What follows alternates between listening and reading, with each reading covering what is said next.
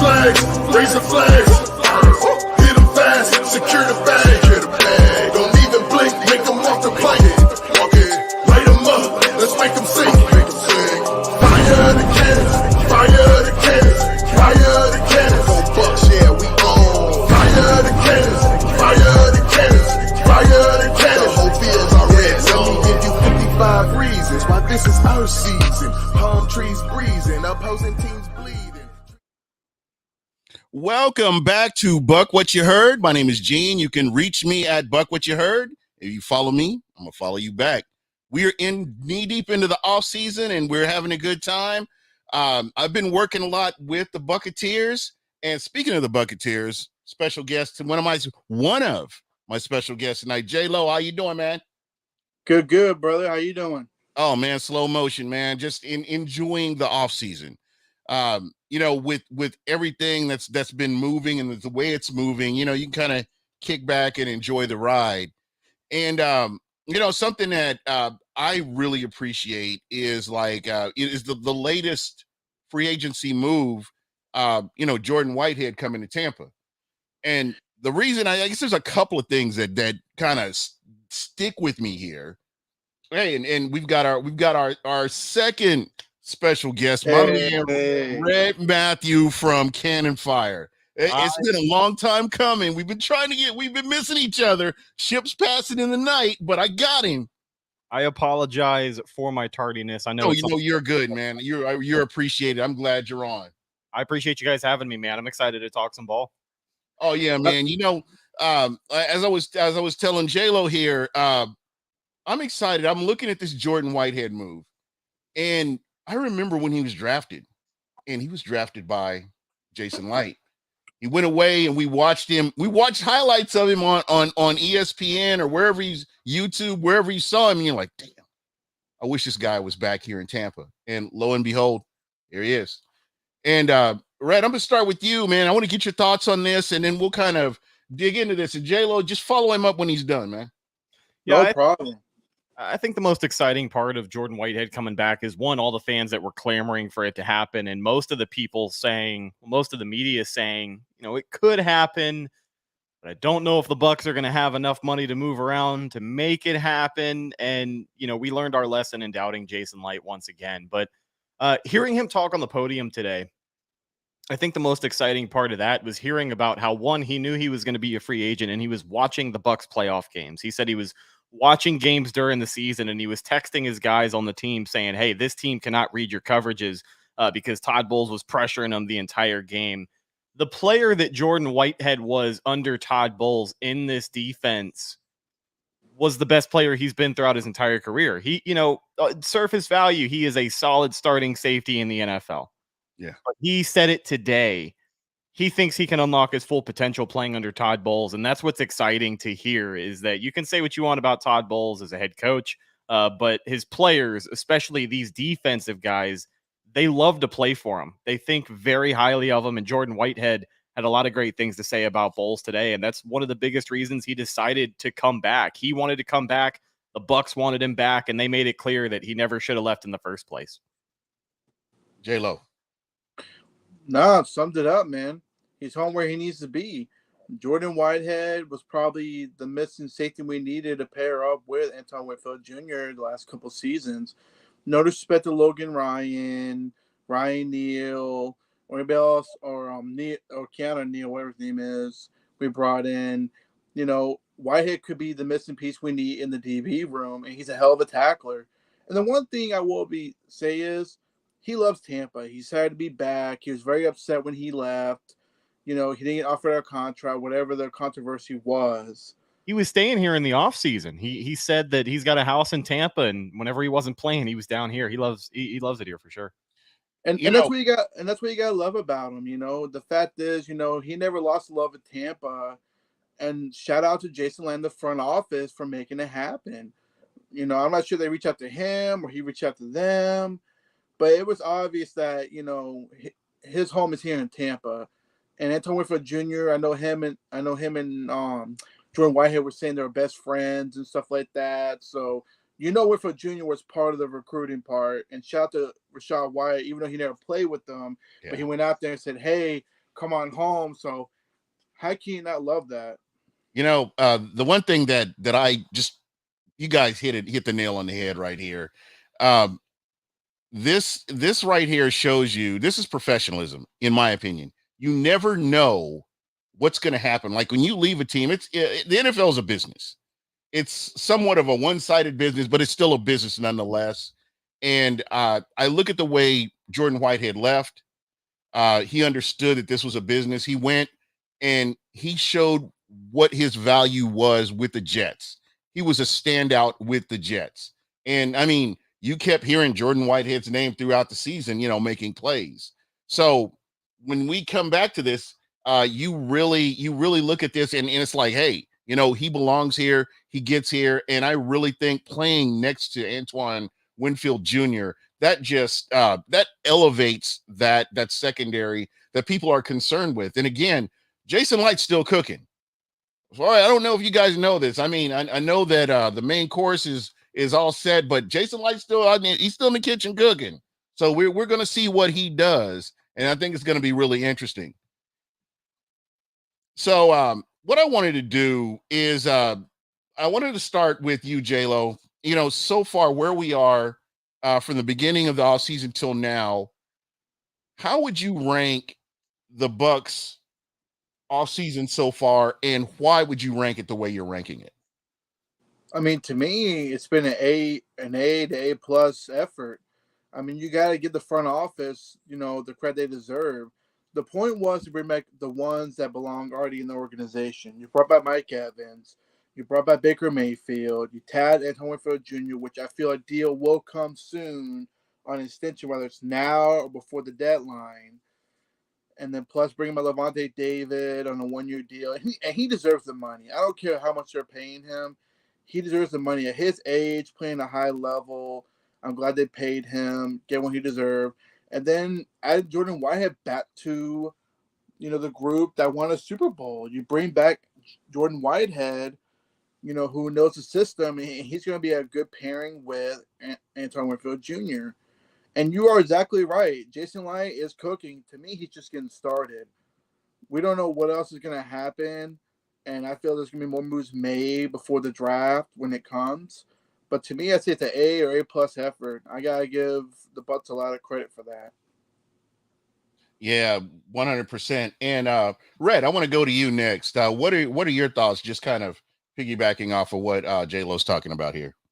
Yeah, it's hard to not come off like a couple of biased Buck fans who just sit around and agree with each other. But I think Jason Light and the work that they have put in this year, it's a minimum A minus effort. It's got to be an A. And, I haven't looked around entirely at what most of the mainstream media is saying about the Tampa Bay Buccaneers, but I can tell you that on my Twitter feed, I see a lot more chatter about 3-4 other teams in the NFL. And I don't feel like Jason Light has fully gotten the national recognition he deserves.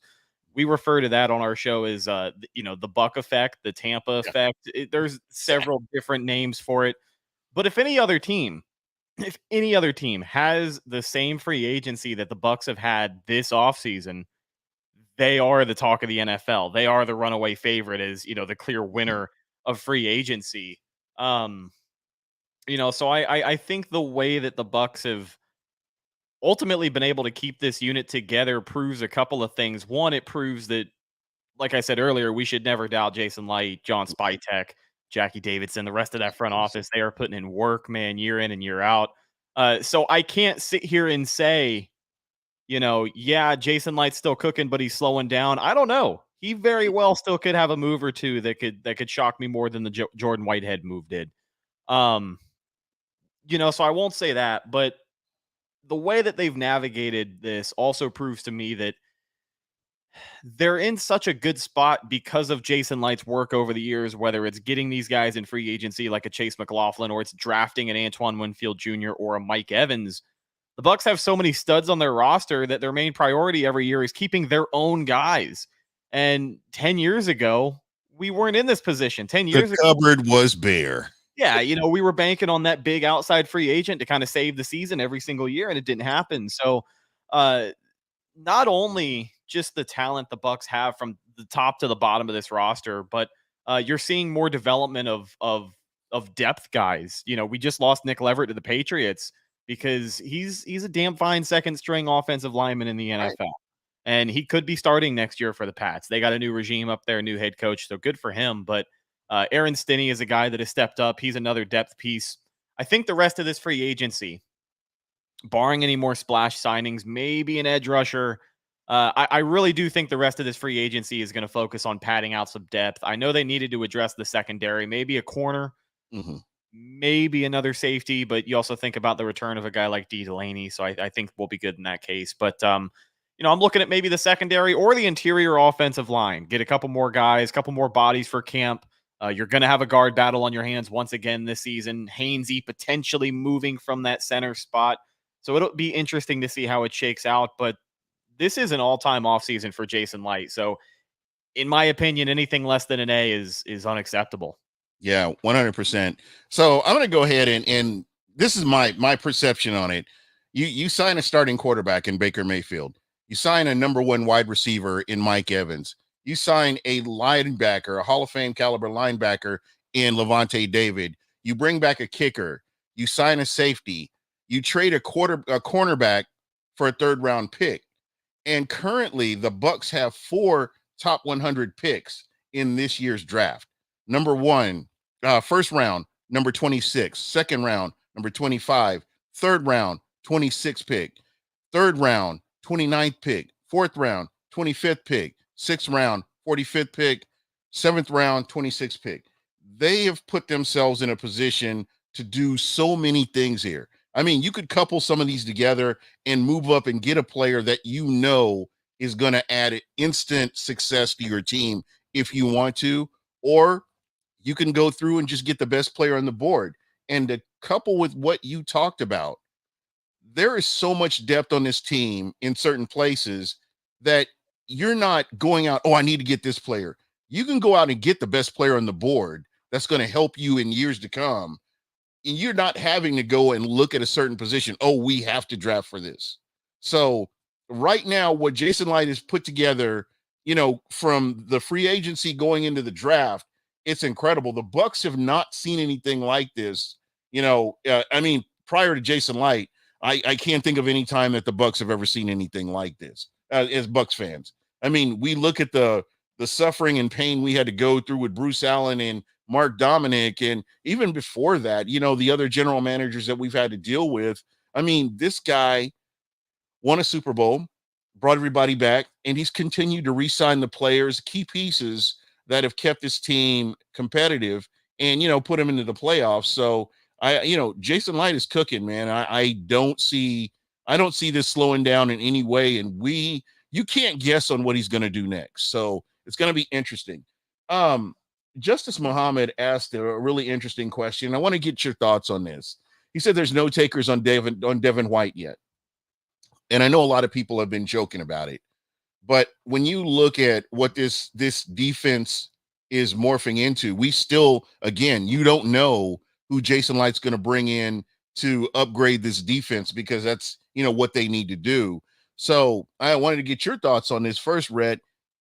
Is there a potential for Devin White to realize that, you know, free agency was a cruel mistress here, and maybe I need to go back home to mama and see if we can work things out?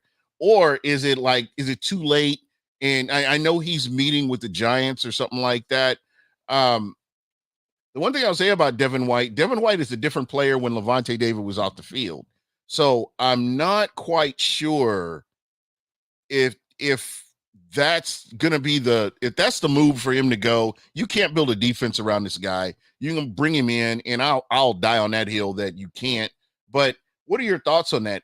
Would he be best served to take a lesser deal and come back to Tampa if they'll have him? Or how do you think this can play out?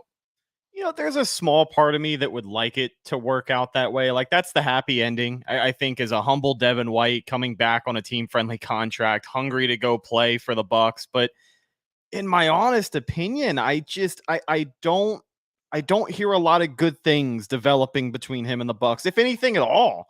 Like, the last time Jason Light was asked about Devin White was at the Combine, and they said, "Hey, have you had any communication with him?" He said, "Nope." That's it. They asked Jordan Whitehead today. I think it was Jenna Lane asked Jordan Whitehead if she had talked to Devin White, and he's like, not really. Devin White actually did have a visit with the Seattle Seahawks today, so there was not any Devin White news until today. So it'll be interesting to see how it ultimately shakes out, but I just think that relationship is too far gone. But you do mention the reinforcements the Bucs do have, especially at that linebacker position. Yeah. I'd say that's a position that they could address it earlier than most people would think in the draft. Maybe one of the free agents they sign is another depth linebacker, because you got KJ Britt, you got Levante David, and then beyond that, you're fairly thin. KJ Britt, we have not seen a full season of KJ Britt as a starter yet, so I have a lot of faith in the kid. But you want to build up some depth in some areas of need. I don't see Devin White coming back. I think honestly for him, he's going to sign Philly. I still think is an option. Seattle, obviously, with the visit today.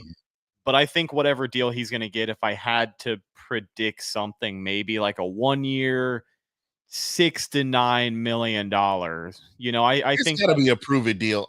He's not an outright. He's not that guy he's not that guy. I'll just put it that way. he's not that guy. He's still got some name value. Like I think the casual NFL fan still thinks mostly positive things about Devin White, and that's okay. They didn't watch the Bucs last year. So maybe there's a team out there that wants to pay him a little bit more than what his market might be right now. It was a tough end of the year for him. Yeah. So again, I think that Patrick Queen deal really humbled him a little bit and showed him, that this guy's a top 3 linebacker in the NFL, and I don't think he deserves to be paid Patrick Queen money. So yeah, 1 year, $6 to $9 million. It's going to be a prove it deal for Devin White because he's in murky waters, but I don't think he's back with the Bucs. J-Lo. I couldn't agree more, Rhett. I feel like it's over with the Bucs. Maybe if he lasts a lot longer in free agency around after the draft, maybe. But for the most part, he just wasn't consistent. And the fact that you got benched by KJ Britt, and then don't sleep on JJ Russell. I think he's a pretty okay reserve as a role player. I'm not saying he's going to be not going to be a top star like Levante David, but he could be into the scheme that Bulls might try to put together, whether we go get a linebacker in the draft or pick up another linebacker in the free agent market. But as far as Devin White, I wish him the best wherever he goes. Hopefully, whatever team he goes with will be able to rejuvenate, whatever he's trying to prove out there, because he does get recognized by some peers in the NFL. I think Ray Lewis not too long ago put him in one of his top linebacking core that he liked in the NFL. So I don't think his career is over. But as far as him coming back to Tampa, I just don't see it happening. I'm fine with KJ Britt, JJ Russell, or even Savasi Dennis, another one they brought up. It'll be interesting to see what they do with him as well, because he sat behind Levante David in his spot. The question is, were they willing to take a chance to move him over and battle with the other 2 linebackers for Devin White's spot? That's the real question, and I'm fine with it either way. When you guys talk about this, I know I've been kind of critical of Devin White at times. Sometimes he's gone rogue, and you're the thing that I've always said the last 2 seasons: do your job. That's all you got to do is do your job. Everybody else is on the field for a reason. Take care of what you need to take care of, and not worry about what other people do. And I saw this with Quan Alexander, where sometimes he would go rogue and he would be out of position, and you're giving up a big play. And I'm still kind of confused on how I feel about this, because when Levante David had gotten hurt and we saw Devin White out there by himself, he was a totally different player. He was not nearly as confident, and he was more of a liability at times as we watched him. And that's just kind of outsider looking in. It's just an observation that I kind of picked up just watching him. And I just don't know and I'm sure that GMs and scouts and everybody else sees the same thing I do, or they may see something different. But I'm almost positive that has a lot to do with it, because again, when he had the opportunity, I could take the keys to the car right now. I'm in charge of everything, and I can run this defense. But it just wasn't there. So Yeah, yeah, he's had sporadic games where he looked good. Somebody said something about him or something. He got emotional. He looked good, and then it just wasn't never consistent. And I think that's the struggle that I have is we didn't get a consistent run of games from him. Yeah, and I think that's obviously the biggest contributing factor as to why he's not going to be back. Because listen, you can get lost every now and again. I'm no linebacker in the NFL, so I have to imagine it's tough. And I'm gonna forgive a guy. Levante David, I'm sure, has been out of position a few times over his lengthy NFL career. But if this was year 1 or 2 and we were talking about some of these mental lapses with Devin White, it would be a different conversation. But we just wrapped up year 5. And like you said, not only are you not seeing a consistent string of games, which you haven't seen his entire career, but you're not seeing him learn from the same mistakes that he continues to make time and time and time again. He's made a little bit of a stride in coverage these last 2 years, but it's almost like pulling teeth. Like it's one great rep here and then 2 awful reps. And he's like regresses. Right. And like you said, not only should he be aware of what's going on with Levante David on the field, but if it's year 5 and you can't navigate the defense on your own, I don't know what kind of future it's going to be for you here in Tampa. And yeah, it's just too many instances of that happening this year where the media, looking back on film, looking at him being out of position or just missing tackles, not being prepared. I know he was playing injured a little bit this season, and obviously you can give him a break for that. And that's going to be the big conundrum on whether or not he was actually benched because of injury or because of, being a healthy scratch, whatever the case may be. So there were some things pitted against him this year, but his attitude throughout all of it and just the inconsistency definitely played a major part in why he won't be back. Yeah, I can't argue with that at all. So what I wanted to do, I want to switch gears a little bit, and Rhett, and I'll take it easy on you because you're a guest and everything. But I wanted to talk a little bit of Gradem, and I've got 5 teams that I've just kind of randomly picked out, and we've kind of seen. I know J-Lo's a little bit more like, hey, this player's picked up, this player's picked up, and I wanted you to grade teams from A to F, just based on how they've done. And so, J-Lo, I'm going to start with you. So, number 1, you've got the Washington Redskins, or excuse me, the Commanders, excuse me, forgive me. Hopefully I don't get cancer for this. The Dallas Cowboys, Chicago Bears, the Raiders, and the Atlanta Falcons. And how would you rank those? To me, I feel like the Commanders have made some pretty strong, underrated moves. They got to be the top one out of that group. I feel the Raiders brought in Christian Wilkins, who's very underrated. Pay him a lot of money. He got the bag. Yeah. Got the bag. But I'll put them Nets as the second out of the group. Atlanta, I just hate Atlanta just because you have Kirk Cousins. Doesn't make you the top dog. Coming off a torn Achilles injury at 36 years old doesn't make you the top dog. I don't care what anybody says, whatever. They're the worst to me. And then who are the other 2?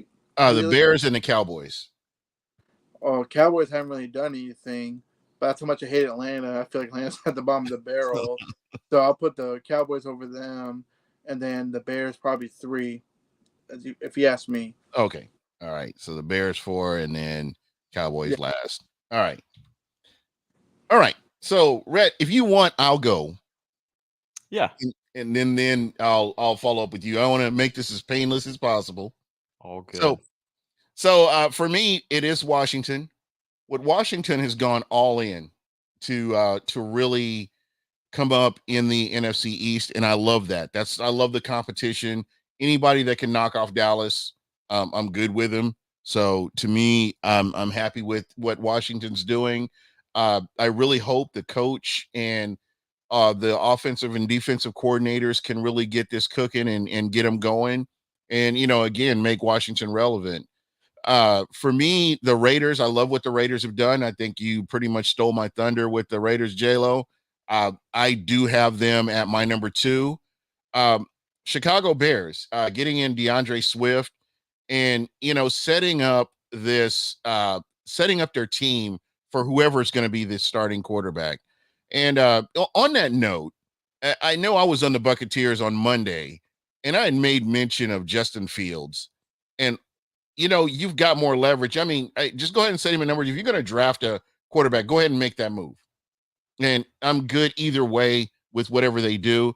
But I promise you, there's going to be a quarterback that's going to get injured. And everybody, I promise you, is going to, I'm not saying, I'm not wanting it to happen, but it's going to happen. It happens every year because the NFL is a violent sport. And again, something's going to happen. And, or maybe a quarterback is not performing like he could. And again, I really believe that, if you've got Justin Fields in your back pocket, you decide not to use him for a draft move, just hold on to him because eventually, somebody's going to come knocking and, hey, can we, we'll give you this and this and this. They're going to overcompensate for getting a Justin Fields on their team. It's going to happen. I don't care what anybody says. Everybody talks about he's undraftable or untradeable and everything. It didn't happen the way it should have. They mismanaged it. And I believe that in the regular season, there's more of an opportunity for Justin Fields to go to another team. Could be crazy, but I think it's going to happen that way. Let me ask you this, Gene, not to cut you off, but do you feel like Aiden O'Connell, Gardner Minshew, do you feel they're better than Justin Fields? No. Thank you.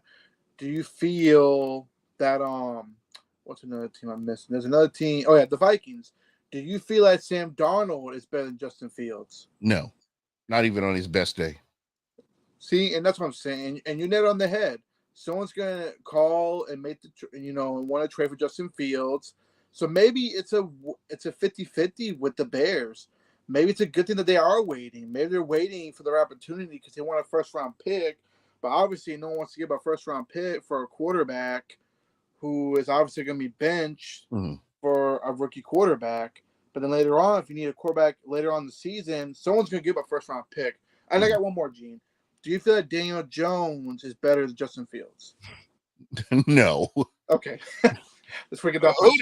Who did New Orleans just picked up? The guy that's been fleecing every team in the NFL. Nathan Peterman.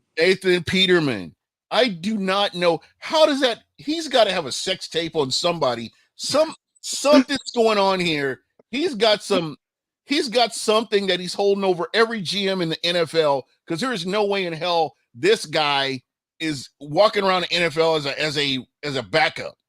He's just fleecing everybody. And I can't wrap my head around it. I've watched him and tried to figure it out, but I don't know. There's something going on there. But okay, right. So Rhett, I'm coming to you now. I'm kind of my fault. Sorry about that. No, it's all good. It's all good. Hey, we're all friends here. I've grandstanded long enough to give you a little bit of time. So the floor is yours, my friend. All right, so number 5 on my list, I think it's got to be Dallas. One, just because it seems like fans were clamoring for them to do something, but on top of that, I don't think this team is going to be in good shape with the Dak contract. I don't love Dak. I don't love him as a long-term solution, and they're about to be stuck like Chuck. So I don't think they're going to do much building this offseason. So I'm going to go Dallas at 5. I'm going to go the Raiders at 4. I like Christian Wilkins. I like that signing a lot, but everything else that they've done feels And like you said, you just brought up the quarterback situation, and that's going to be the question with a lot of these teams is who the hell is going to play quarterback? The Raiders are in a situation that, as much as I like their new head coach and as much as he deserved the job, if he's going into the season without a quarterback, or it's, between Aiden O'Connell and the other guy that they have, I just don't imagine their season showing much improvement from where they were last year. They might have a little more talent, and, they invest in the defense. You still got Max Crosby and Christian Wilkins. Those guys are going to be trouble for a lot of teams, especially with division. But, I don't know. The offense is going to be in a weird spot for me. Number 3, I think I'm going to go Chicago. Chicago, I feel like they're having like a middle of the road kind of free agency so far. You're building up that offensive line. You go get a center, you go get a tackle. Seems like they're making a clear effort to protect whoever they want to play QB. But the reason I'm not going to give them a higher grade is because there's still a chance that they could bear this up somehow. Uh, there's a lot of leverage with that draft capital, and I think there is so much weight on that decision that they're going to make. By the way, G Vegas Rhett dissing on his boy Minshew. I forgot that Gardner Minshew is the newest quarterback for the Raiders. I got to tell you, I was a huge fan of Minshew last year, but after that trial run with the Colts, a full season, Ooh. not a full season, but after Richardson went down, I Mm. didn't love him. I didn't love him more than I loved Baker. But yeah, Raiders at 4, Bears at 3. I think it's going to be very meh, and I think what they decide to do at the quarterback position is going to go a long way with the draft coming up. Number 2, Interesting. I'm going to go Washington. Nice. Because Washington's signing a lot of big names, but if you don't have a quarterback, it doesn't matter. And the more that time goes by, I hear Washington fans say that they're going to get Drake May. But maybe this is just my gut. I'm not a big draft expert. Don't get me wrong. This is where Evan is way better than I am regarding the draft. But something in me tells me that Washington is going to end up with Caleb Williams. And if Washington ends up with Caleb Williams, Bad thing. I don't love that for them. I really don't. But again, as more time goes by, I get the feeling that the Bears are just going to get Caleb Williams. And again, I don't love Fair that enough. for them. I don't love that for them. Devin White, breaking news, signing a 1-year, $7.5 million deal with the Philadelphia Eagles. Wow, it happened. What did I tell you guys? The team he wanted to be with last year. Yep. Remember, he was all over them in the offseason last year saying, oh, yeah, this is the team I need to be with. Okay, hey, we'll see you in Tampa this season. Bring in your A game, big boy. Yeah, Bucks have the Eagles once again. Yeah, this is gonna be great. We get to watch it. All right, so the Falcons number 1. And the reason I've got the Falcons number 1 is I know that they're in the NFC South. I know that we don't like the Falcons, but I feel like of all of those teams, they took the biggest leap. Depending on Kirk Cousins' consistency, I think the Falcons are finally back to potentially being able to play big boy football within the NFC South. It's been a long time. Yeah, and I've been good with it. Yeah, and it's subpar quarterback play. That was an underrated roster last year with Desmond Ridder, unfortunately, out there stanking it up. I think that the moves that they've already made, I like Darnell Mooney, I like Drake London. I think they got a sneaky good wide receiver core. So if Kirk Cousins can stay healthy, he can stay consistent, I think they're going to compete for the NFC South. I think they're more of a threat to the NFC South than the Saints are going to be, because that team is lost under Dennis Allen. He's not the man for the job, and they're not going to be anything. They can make the postseason, but it doesn't matter. They're not going to be anything under Dennis Allen. So I'm not worried about New Orleans. But Raheem Morris, real quick, I had to jump in here. They're my arch enemies. I know everybody talks about the Saints. I hate Atlanta. I don't even like the city.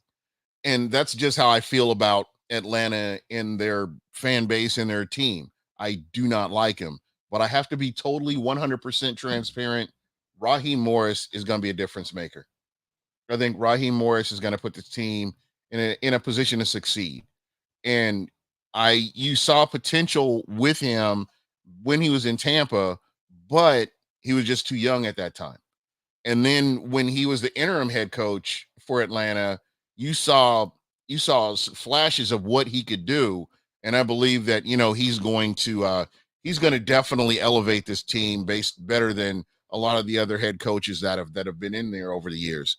So again, that's the only nice thing I can really say is they are going to be a threat. As much as I don't want to talk about it being a threat, but they will be, and it's just going to be how it's going to go. But I'll let you go ahead and finish, Rhett. Sorry, I just wanted to get that in. No, that's it. That was the cherry on top. That's my list. Dallas 5, Raiders 4, Bears 3, Washington 2, and the Falcons 1. All right, I like it. All right, so I did, I want to kind of get back to the NFC South, and I don't know if you've seen this. I know you're a country fan, and did you see the Luke Combs video? Yeah, my cousin. Oh, really? No, It was just clearly. no. All joking aside, what are your thoughts? I mean, does he echo what the fan base is saying? I know that Tepper is a psychopath and everything, but is this like Jerry Jones Jr. influence on the team kind of thing, or what are your thoughts on how he feels right now? A lot of Panthers fans that I know are kind of calling him out for being a casual a little bit. I know that they are kind of in shambles. They're not setting up Dave Canales for a hell of a lot of success. They're taking away all that defensive firepower that made them somewhat of a respectable roster. And there's going to be a lot of adjustments in a first-year Dave Canales offense. And I think Bryce Young is going to put your defense in some tough situations. And you needed guys like Jeremy Chin. You needed guys like Yetur Gross-Matos and Brian Burns on your team. Trading Brian Burns and Christian McCaffrey and DJ Moore all before they turned 26 years old and not getting a first-round pick for any of those guys, or except for DJ Moore, but it's the pick I think they turned around and gave away anyways. So, it's pretty funny. I'm not gonna lie to you. Yeah. It is pretty funny, but most people, I guess it ultimately just depends on who you ask. But most people that I talk to who root for the Panthers are a little more patient about the rebuilding process now that you do have a new front office, new regime, and a new head coach with Dave Canales. So they're cooking something. I don't know what. It could potentially taste awful, but we'll see what happens. Yeah. J-Lo, your thoughts? Doesn't surprise me. I mean, the owner did this. The owner put them in this position to be not only laughable but disrespected by celebrities, fans. And like Rhett said, there are some fans that want to be in the rebuilding process, but there's some that are just becoming more like disgusted. Like, you could have done all these moves. You could have got 2 first-round picks for Brian Burns, like a year or 2 ago with the Rams, and you sat on it and banked on an interim head coach who almost got you into the playoffs, I guess. But, I mean, you missed out. You could have had a first-round pick this year. You could have had a first-round pick. Now you got to sit there and wait and hope and pray whatever player you're looking for is going to fall, which I don't think is going to happen. And then you trade Brian Burns, and then Brian Burns gets traded away. Good for him. Got the bag. Good for the Giants for taking advantage of only having to trade a second and a fifth, not even their top 10 pick. So for the most part, the Panthers are going to be probably about maybe 3 years away before you can even say they even compete for a division title, because they're just so bad right now. And Bryce Young, I never liked him. I never thought he was supposed to be the first pick. It should have been CJ Stroud. And thank God the ownership was dumb and said, no, we want Bryce Young. Thank God they were dumb. Could you imagine playing CJ Stroud twice a year? Oh my God, that would be. And you see what he did to us against the Texans. Oh my God. I mean, thank God that, you know what, that owner can on the team for another 10 years for all I care. But the fact is, that owner is a complete dumpster fire. You may be successful how you made your money with your business, but you are not an NFL owner, my man. He's on that Dan Snyder level, huh? Dan Snyder, Jerry Jones, Tepperman, or even the dude from the Raiders. What's his name? Mark Davis. Mark Davis. Tepper might be worse, man. I couldn't tell you the last time I saw Dan Snyder throwing drinks on fans. I know FedEx Field had like the bad sewer line, so they were dumping sewer water and poo water all over the fans a couple of years ago. Yeah. Forgot about that. But it's funny you say that because, some of the fans back in the day want to go after the Glaziers for being terrible owners, but it's like, it could be worse. Well, it could be worse, but I'm going to be honest with you. I can understand both sides of the argument, but you guys, I'm sure are aware, the NFLPA report cards from a couple of weeks ago that had, Bucs ownership ranked towards the bottom. I think 28 out of 32. Yeah. And, team travel was an F. Family care, I think, was a D- or an F. I do think there's a lot more things the Glazers could be doing right. But the other side of that very same argument is like, hey, at the end of the day, these are a lot of millionaires complaining about billionaires. So exactly. Some people could be overreacting, but I don't know, man. Raising season ticket prices every single year since Tom Brady left. The Glazers are kind of getting to me these last couple of years. I'll be honest with you. Man, I'm with you, man. I actually, when I was in Germany, I had to meet him, and that was pretty cool. But ultimately, when you look at that grade card, and I think Greg Allman compared last year's to this year's, and there wasn't that much of a change, to be honest.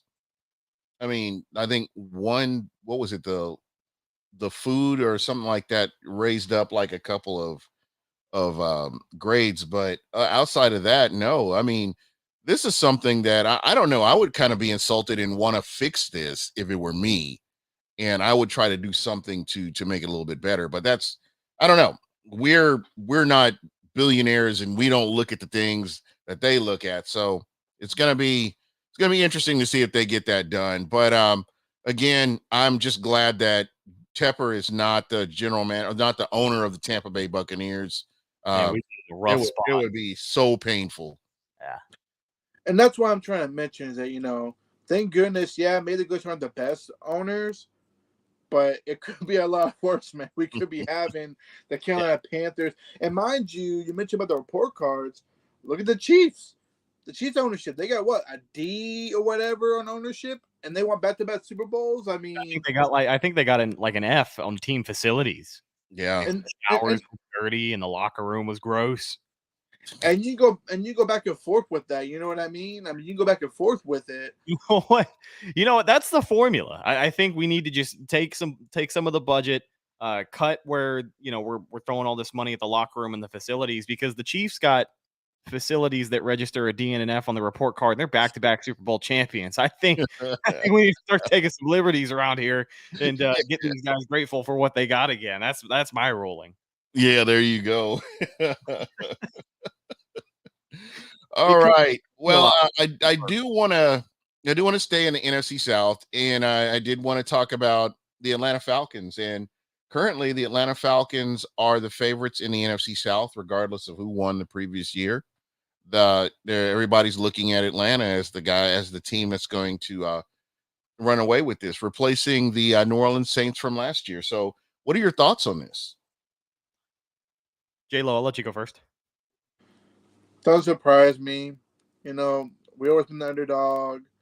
Even when we had Brady, I think the second year they kept saying the Saints were going to be the team, blah, blah, blah. Like I said, we're not liked, and that's okay. We could be the underdogs. You want to go ahead and get behind Kirk Cousins because of a half season before he had an injury issue, whatever.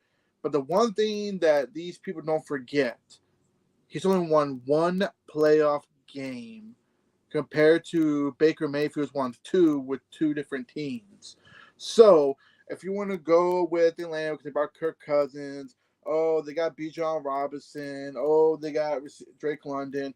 And don't get me wrong, Raheem Morris is a good coach. I'm not going to doubt him for that. I'm not. But who's to say Zach Robinson is going to be this next big guy that wants to hype him up to be? Maybe he could be a bust and not even know what the hell he's doing, just like Art Smith did when he brought Bijan Robinson. You never know. If they want to doubt us, fine, put us in the underdog. I like that better. I'd rather have them not talk about us. So when we start climbing the ladder and you beat teams like Philadelphia in the wild card game to where nobody had us winning, I'm okay with that. They can Atlanta, New Orleans, or even Carolina from last year. Oh, Carolina's going to win this many amount of games because they got all these super coaches. And guess what? They're not there no more. They're not there. So these predictions don't know what the hell they're talking about. They want to go by what they see. That's fine. At the end of the day, we as fans of our team know what we're capable of. And that doesn't bother me. Let them doubt us. Let them. There you go. Okay, Rhett, go ahead. You want to? Yeah, I agree. If they want to continue to talk down about the Bucs, that's fine. I'd rather have Baker Mayfield at quarterback with a chip on his shoulder yet again than a Bucs team that buys into their own hype. Because at the end of the year, they did win the division, but they also know that they won it with a 9-8 record, and they had to win 4 games in a row down the stretch. Like they were fighting for their life in the second half of the season. And we're lucky they stepped up the way that they did, but they know that they have to start and consistently stay better next season if they want to compete within the NFC South. So give me Baker Mayfield, Mike Evans out there trying to prove a point. Give me every Buccaneer player on that roster watching in the locker room, the NFL Network, when they talk about how much better the Falcons are going to be. Back to your point about Kirk Cousins, though. I kind of mentioned when I rank them high in free agency, I do feel like Kirk Cousins is one of the more productive quarterbacks in the league. Yeah. One playoff win in 12 seasons is obviously important to mention, and that's going to be the multi-million-dollar question for the Atlanta Falcons. Is Kirk Cousins can take you farther than Desmond Ridder can, especially with the roster that they are putting together. But how much farther can he really take you? He can get you to the playoffs. He can potentially win you the division. But how much farther are you going to be able to go?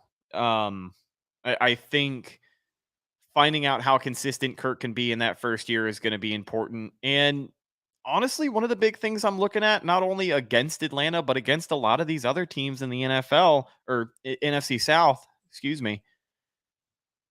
I need to see better quarterback play from Baker Mayfield. Within the division, that 9-0 against the Panthers last year to round out the regular season and make it to the postseason. I know that it was I know that he was playing hurt.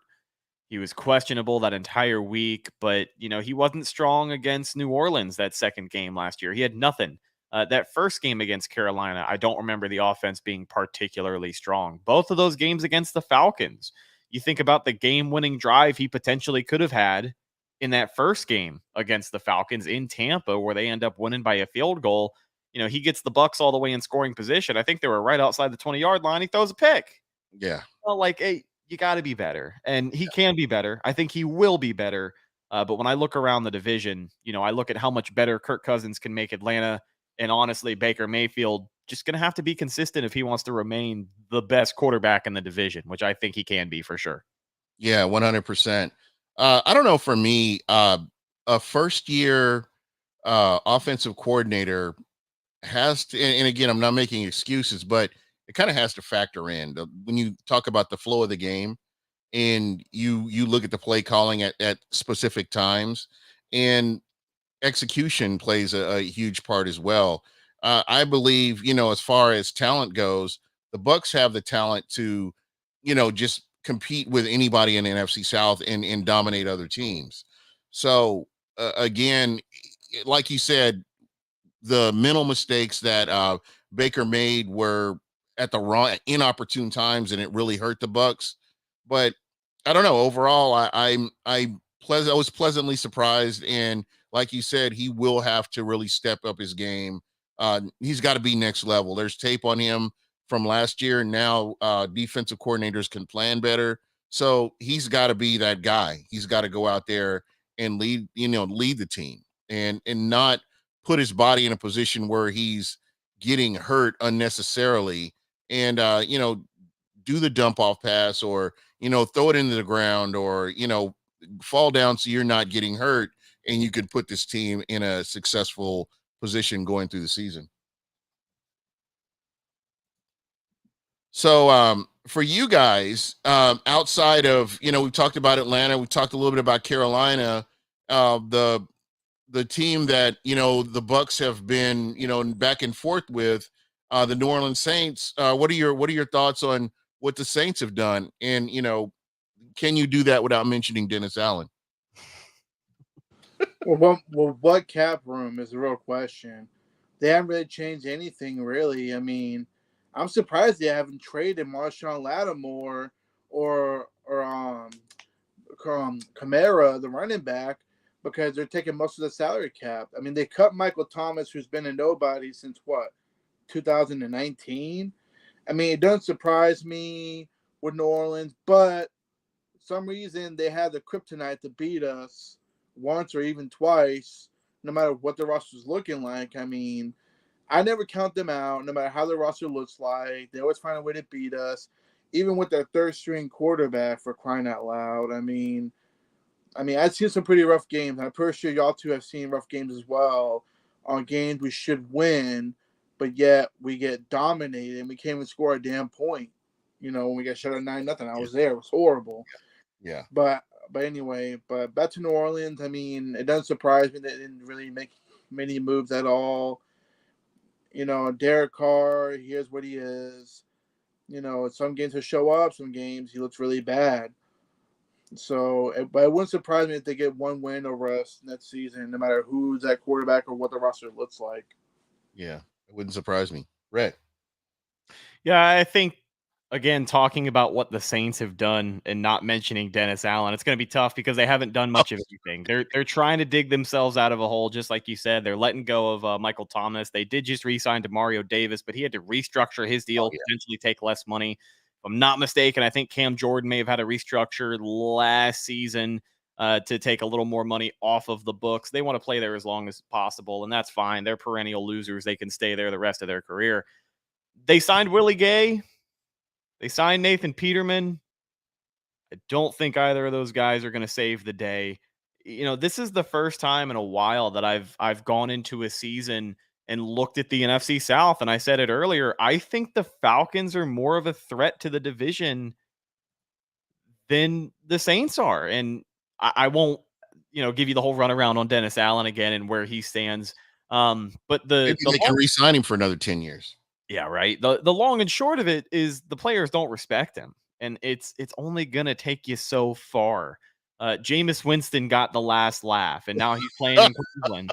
But like Jameis Winston is the catalyst as to why we all now know nobody in that locker room takes Dennis Allen seriously. So I do think they are still going to be a team that whenever they play the Bucs, it's like their Super Bowl for some reason. I think Cam Jordan and Demario Davis, they're shooting guys up with steroids before the game or something because I don't know how else to explain it. Sometimes the Bucs just look so incoherent when they play New Orleans, but I think they are going to be a different team and a different team in a bad way. I think they're going to be stuck in mediocrity, and maybe in the early part of the season, you'll find out what kind of team they're going to be. I know it is a full 17 game slate, so things can change. The Bucs were in a terrible position, had lost 6 of their last 7 and then won 4 straight.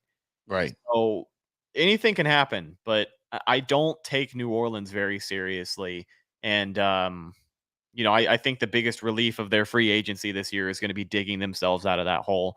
They hosted Chase Young for a visit a couple of days ago. With what money? Again, is the question. Literally the definition of poverty franchise right now. And I would have it no other way. As much as you hate Atlanta, I hate the Saints twice as much. Chase Young is just, to me, he's not the prize. I mean, I've watched him play, and I mean, after that injury he suffered, he just has not been the same player. And again, you saw it with San Francisco. He just wasn't the threat that he was his rookie season. So I don't know what's going on with him, if it's a system or what it is, but it'll be interesting to see where he lands. If he does it with New Orleans, good luck for him. On top of that, I do have one question, and this is off the subject a little bit.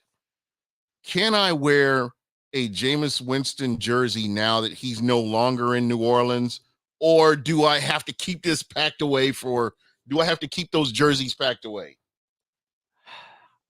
I'm at a crossroads with Jameis, because I told myself that once he leaves New Orleans, I feel like I can openly root for him again because I didn't hate him. I believed in the upside while he was here. I thought had you given him another year or two under the QB whisperer, I know it was an offense that asked for a lot throwing the football, but I thought he could do it, especially after getting that LASIK. I don't think he's gotten a fair shake, but I don't know how I feel about him saying he said that, and this isn't a knock on his faith by any means, not at all, no disrespect whatsoever. But he did say that I think God sent him up there to help a man like Deshaun Watson, whatever that may mean. I don't know, but yeah, I would like to. I would like to see him get a chance. Yeah. I honestly would. It's a shame that he has settled for seemingly another backup position. I thought he was going to be fighting for a starting job somewhere, but I knew he was running out of time, running out of teams to go to. You can, but like I said, personally, I'm still 50-50. When I look at him, I think this would be a good opportunity for him because Deshaun Watson has not been the specimen of physical durability at points in his career. So you could fit something in there. You could fit it in there where he may come in and play. J-Lo, your thoughts? Didn't like when we drafted him. I still don't like him. Do I wish anything bad on him? No. But I knew what he would always be is a turnover machine. I knew he was not going to pan out well here. Even though he did show some progress his second year in 2016, I'll give him that. And I told my best friend, he's a bit Seminole fan, a bit Jameis lover, whatever. I told him, if Jameis gets in the playoffs, just a playoff appearance, I will go buy his jersey. And guess what? Thank God that never happened because I never bought one of his jerseys. I was never sold on him. And I say it in the most respectful way. Yes, I'm a Gator fan, but past that, the man throws turnovers. And turnovers are not going to win you football games. And that's where by probably 2018, I was fed up. I was over it. The Bengals game, 2018. Oh, God. Driving the ball down the field, and you throw, 2 or 3 turnovers on their side of the field. Like, what are you doing? Well, I remember watching that game. I'm sorry, I didn't mean to cut you off, but that game Go ahead, right? Go ahead. Vivid memories because it was the clear indication that Dirk Cutter had no idea what to do with the quarterback position. I remember they put Ryan Fitzpatrick in, and he damn near almost won the game.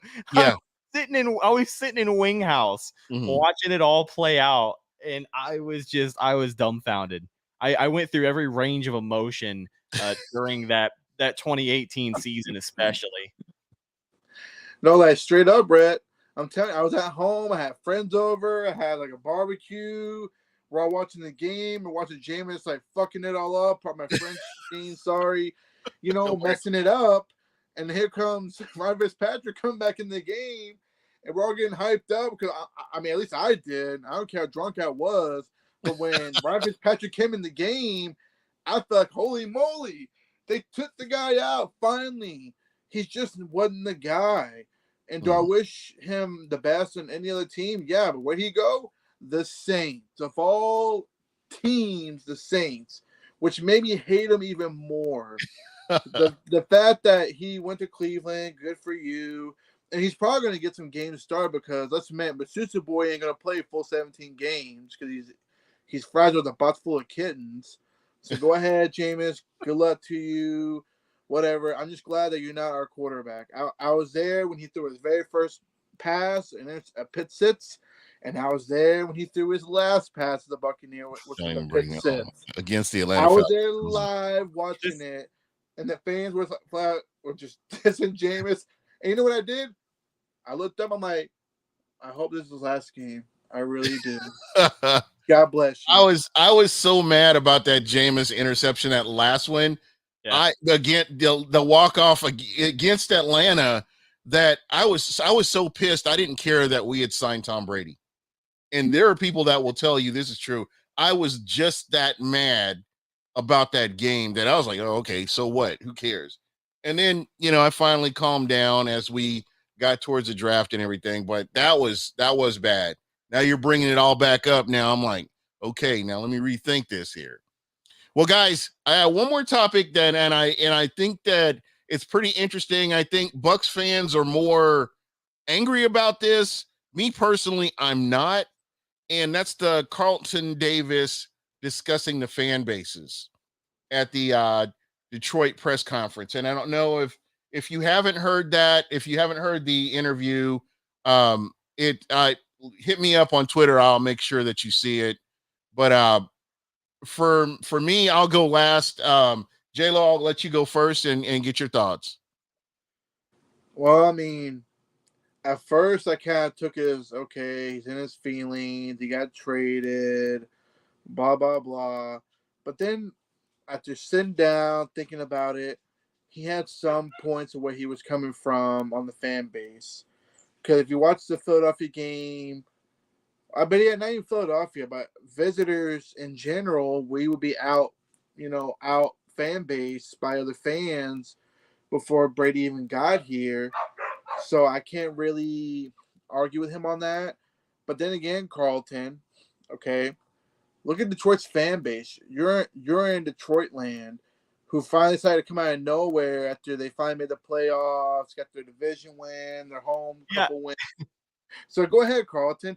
Keep talking about the fan base. That's fine. I get your point, but you think it's any better going to Detroit? Okay, that's fine. That's all I gotta say about that. Go ahead. Yeah, it's not like the Lions have been selling out, their stadium for years and years on end. Again, the Bucks fan base did kind of show their ass when Tom Brady was in town, and it is what it is. Like, Carlton Davis did not say anything that was untrue.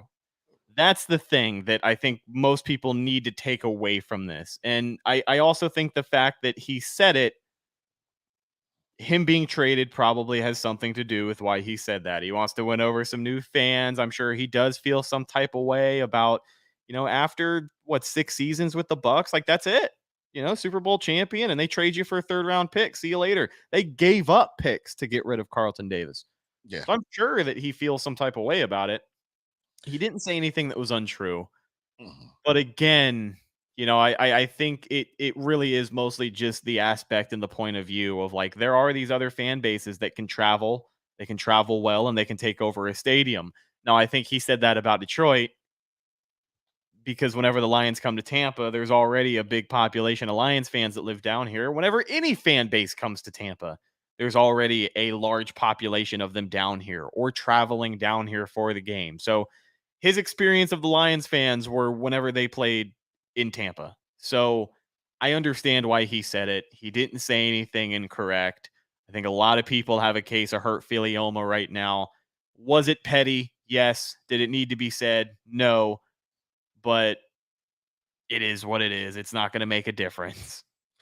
For me, he's playing for a new team. He's trying to endear himself to this fan base. They just lost Chauncey, who went back to Philadelphia. He's got big shoes to fill, number one. And I know a lot of people were like, oh man, we got this guy. And a lot of people don't know who he is. So, I mean, when you're talking about the previous fan base versus the current, I mean, what is he supposed to say? Hey, the Bucks fan base was better than this fan base. I didn't take much from it, personally, because again, I think he's trying to endear himself to his new fan base. So I understand that. And again, I didn't take it. I didn't feel some kind of way after he said it. I was like, yeah, well, there may be some truth to what you're saying. And that's pretty much all I took away from it. It's not like he went on, Shannon Sharp and Skip Bayless and, just aired out his grievances or something like that. He was just pretty chill about it. It was a press conference. He's meeting the new fan base, and that's pretty much, all it was to me. So that's kind of that's what I took away from it. Yeah, it wasn't a Cat Williams, on Shannon Sharp podcast. Like, it wasn't a tell-all. It wasn't anything super deep. It was exactly what you would expect a guy in his position to say. You made a great point. Exactly. All right. Well, I can't believe this. We went a whole hour, man. I didn't even. We had so much. We got so much in that we didn't really get to get on the phones. We'll do that next time. But Rhett, I want to thank you for coming on, man. What do you guys have cooking over at Cannon Fire? I appreciate you having me, man. Good talking ball with you guys. We're always cooking. This time of year, I guess it just depends. It's up to the Buccaneers front office. We may do a podcast about the departure of Devin White, maybe tomorrow. I don't know if I feel like doing it tonight. I've had a pretty busy day. Yeah. But, we've been trying to stay on top of free agency updates. We've got a podcast for pretty much every day of the week this week. If you want to go back yesterday and hear about the return of Jordan Whitehead, my buddy James Hill, Mr. Bucks Nation, joined me on that one. The day before, I was taking phone calls talking about the return of Levante David. Before that, we were talking about the franchise tag of Antoine Winfield Jr. Before that, it was the signing of Mike Evans. Before that, it was the re-signing of Baker Mayfield. So we got a lot of great content, and hopefully we get some more news coming up. Other than that, just gearing up for the draft. We should have Evan back next week. So I'm excited. Anywhere you can listen to a podcast, or you can watch us with video on YouTube at Cannon Fire Podcast, Facebook, Instagram, and Twitter as well. Thank you again, Gene. Yeah, man. I just want to say, guys, if you're not following Rhett, please follow him. Great follow. The content is incredible. Again, that's what I love about the majority of the podcasters in the Bucks community. Everybody works together. And that's what I really appreciate. And you've always been supportive of me, and I've definitely been supportive of you and Evan and what you guys have done. Speaking of other podcasts, the Buccateers, me getting to work with the Buccateers, J-Lo, who's a staple with the Buccateers. Tell everybody how they can get a hold of you, and what do you got coming up here soon? Yeah, you just follow us on Buccateers on YouTube, Spotify, Facebook, and all that stuff. We're just kind of going same direction as Cannon Fire, just kind of waiting for the next move to be made. I plan on doing a short video sometime this weekend. I know I said two, but I'll probably just do one short video this weekend on the progress and what the Bucs are doing, maybe possibly predictions of what they could do. And one thing I gotta say is, man, Rhett, big fan of yours, and Evan, you guys do a great job on Cannon Fire. I watch y'all show much as I can.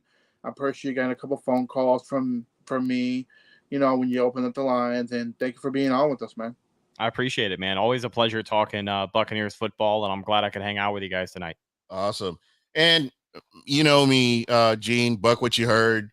You follow me, I'll follow you back. That's my slogan. I stand by that.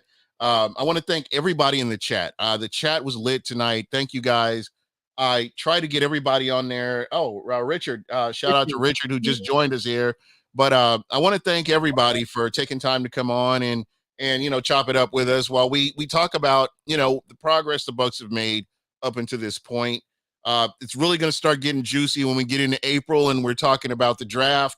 I'm excited. Like I mentioned, we've got something invested here where the Bucs have picks in the first, second, third, fourth round. And that's going to be really exciting because these could be key components to taking this team to the next level. Got a lot of faith in our general manager, our scouts, and, the coaching staff in getting players that they need to get this team to the next level. So excited about that. We're going to try this again next week. I will have the phone lines open, I promise. And I do want to hear from you guys. Everybody's in the chat. If it's easier for you to type, I understand, but I'm going to give you the opportunity to call in and kind of chop it up with us. So again, everybody, thank you so much. I really appreciate it. And we're going to go ahead and get out of here, man. Everybody have a good night.